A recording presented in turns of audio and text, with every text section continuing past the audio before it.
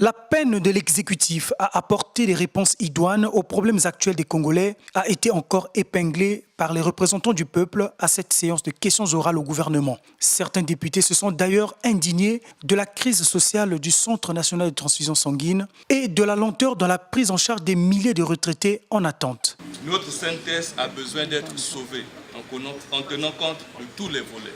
Toute l'année 2018, le Centre national de transfusion sanguine n'a reçu aucun décaissement de fonds. Comment voudrez-vous que ce centre soit opérationnel? En réalité, le vrai problème du CNTS, si le gouvernement veut réellement aider le CNTS, il s'agirait de lui octroyer des financements ou des crédits, parce qu'on peut faire toutes les collectes de sang que l'on veut, mais si on n'a pas de réactif pour analyser le sang collecté, en réalité, ça ne sert à rien. Je veux rappeler ici au gouvernement que la transfusion sanguine est une urgence médicale. C'est une urgence médicale, sans quoi il y a une fatalité et on va donc observer une augmentation du taux de mortalité. La réalité reste têtue.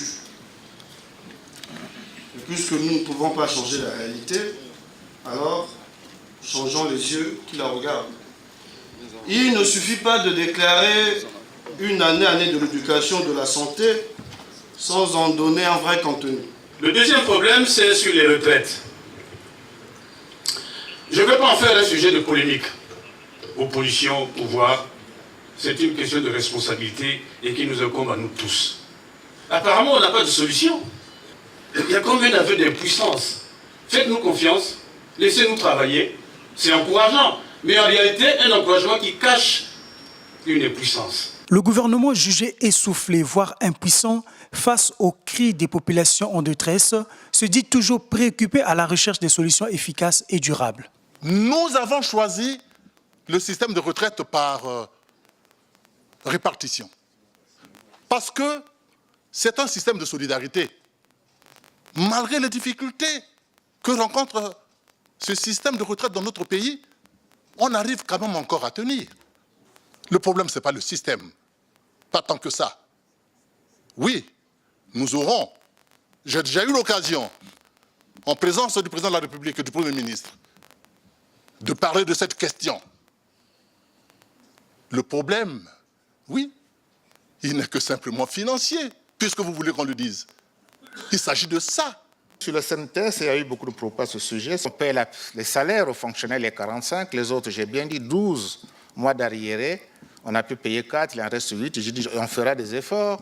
Il reste 120 millions à payer, peut-être pas du coup, mais on va payer. Mais le reste, il faut qu'ils aient des moyens, je l'ai dit. Matériel, organisationnel. Les conditions de travail ne sont pas totalement adéquates. Je crois avoir même dit que j'attends la ministre de la Santé parce qu'il y a urgence pour que cette question soit tranchée.